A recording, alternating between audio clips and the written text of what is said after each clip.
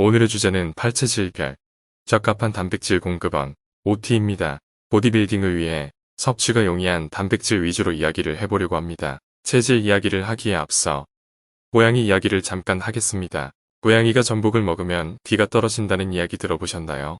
인간과 달리 고양이에게는 전복을 급여하면 안 됩니다. 생선과 해산물을 좋아할 것 같은 고양이라 전복도 좋아할 것 같은 생각이 들지만 전복의 내장에 포함되는 페어포버이드라고 하는 물질이 고양이에게 피부염을 유발하는 원인이 되기 때문이죠. 또 오징어에는 티아미나아제라는 비타민 B원을 분해하는 효소가 많이 들어 있습니다. 이 때문에 고양이가 오징어를 섭취하게 되면 비타민 B원 결핍증이 생겨부터 걸음걸이가 위태로워지는 증상 등이 나타날 수 있습니다. 또 날달걀에 있는 아비딘이라는 효소 때문에 고양이가 날달걀을 먹었을 때 비오틴이 파괴되어 피부염이나 결막염이 생기기 쉽고요. 아보카도의 경우는 더 치명적일 수 있죠. 아보카도에 포함된 페르신이라는 물질 때문에 고양이뿐만 아니라 개, 말, 소 등이 동물에게도 치명적일 수 있습니다. 경련 및 호흡곤란 증상을 보일 수 있죠. 고양이에게 마카디미아를 섭취하게 했을 때 보행부전, 근육 약화, 호흡곤란, 사지종창 등의 증상이 나타날 수 있다는 지적이 있는데요.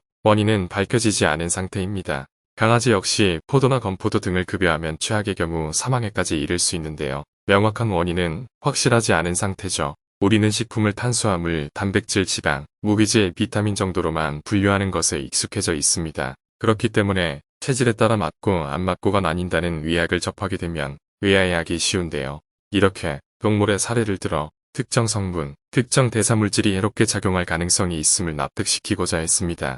위의 사례들은 특히 해로운 경우가 되겠지만 미미하게 해로운 경우 역시 존재할 수 있고 미미한 해로움이 축적되었을 시에는 병에 이를 가능성이 있습니다. 고양이와 인간은 종이 다르기 때문에 고양이에게 해로운 음식과 인간에게 해로운 음식은 당연히 다르겠죠. 침팬지와 인간의 경우도 마찬가지겠죠.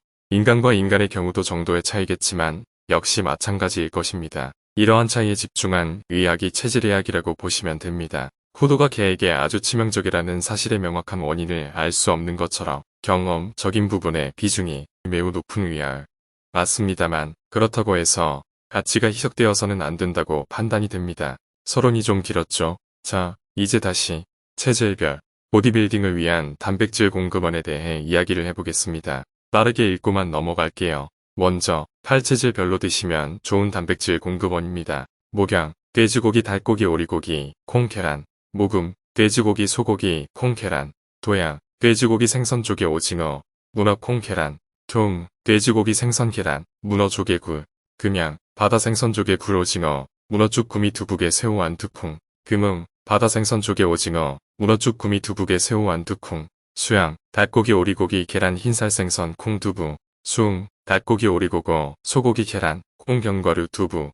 돼지고기가 잘 맞지 않는 체질은 금양, 금음, 수양, 수음 체질이고요. 소고기가 잘 맞지 않는 체질은 금양, 금음, 수음 체질입니다. 바다 생선이 잘 맞지 않은 체질은 목양, 모금, 수음 체질입니다. 닭고기가 잘 맞지 않는 체질은 토양, 토음, 금양, 금음 체질입니다. 닭고기가 맞지 않는 체질이 생각보다 많습니다. 그중 특히 토양 체질이신 분들은 운동을 통해 몸을 가꾸어서 뽐내기도 좋아할 수 있는 성향이 있으실 텐데요. 하필 이분들에게 맞지 않는 음식이 닭고기입니다. 보디빌딩에 있어 거의 바이블로 여겨지는 닭가슴살을 먹기가 다른 체질보다 특히 더 힘들 수 있음에도 참을성이 없다는 식으로 치부되어 버리죠. 본인의 참을성 탓으로 돌릴 필요도 없고 그게 맞지도 않습니다. 해결책은 간단합니다. 돼지고기 안심, 오징어, 문어, 바다 생선으로 단백질 공급원을 바꾸면 됩니다. 몸 충분히 잘 만들어집니다.